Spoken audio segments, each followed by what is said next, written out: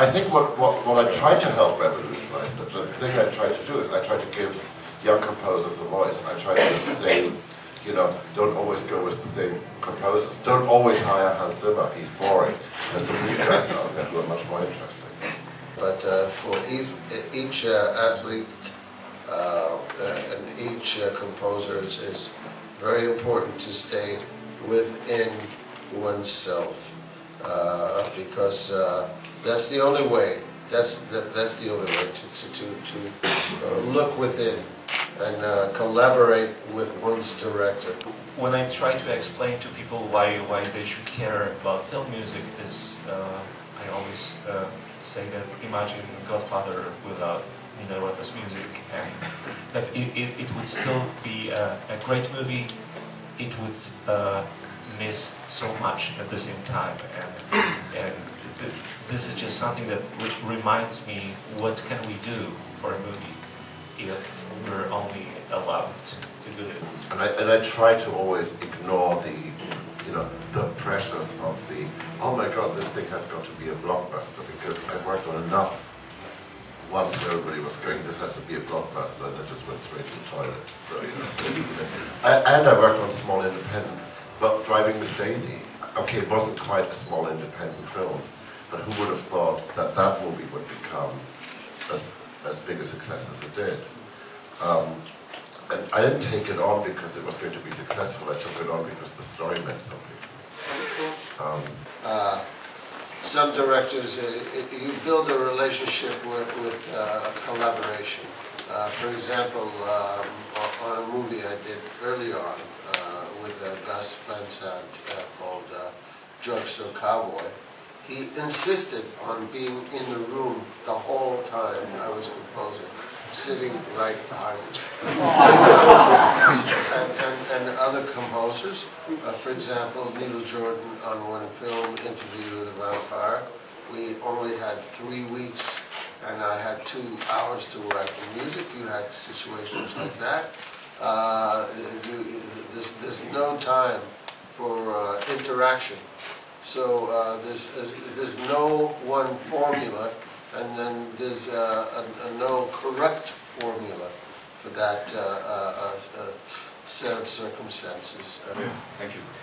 Are you reading the reviews on your scores? Let's start with Abel.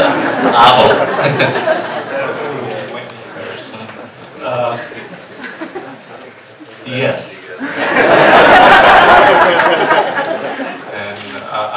I do also Google. This is where it goes sometimes very unpredictable.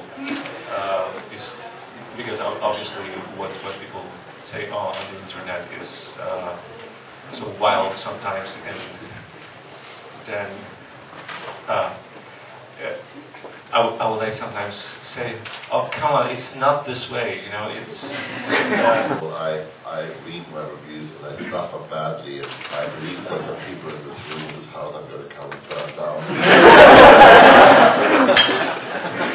And I know your names, and I know where you're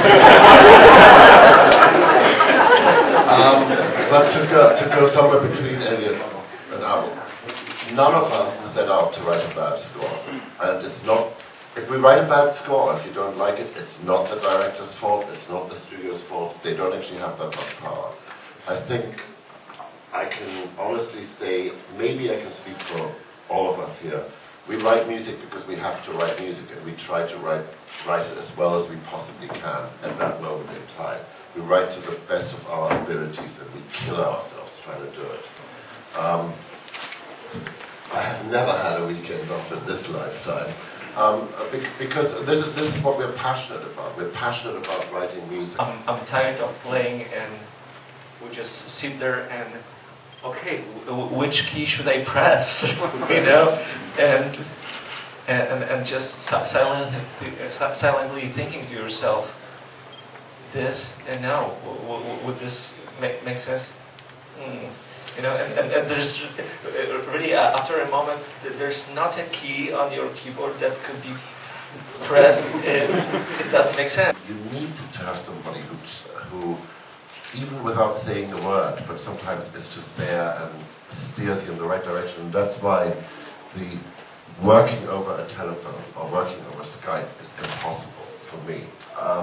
I need to be in the room where, sometimes, you know, in the old days when we had film, I would just go in the cutting room when I was lost and just sort of mosey over to the film and just touch it.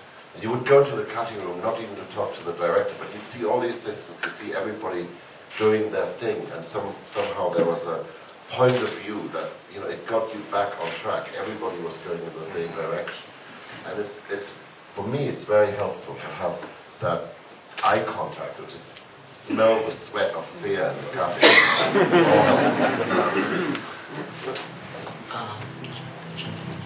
I'm afraid we have to leave it here and wrap it up.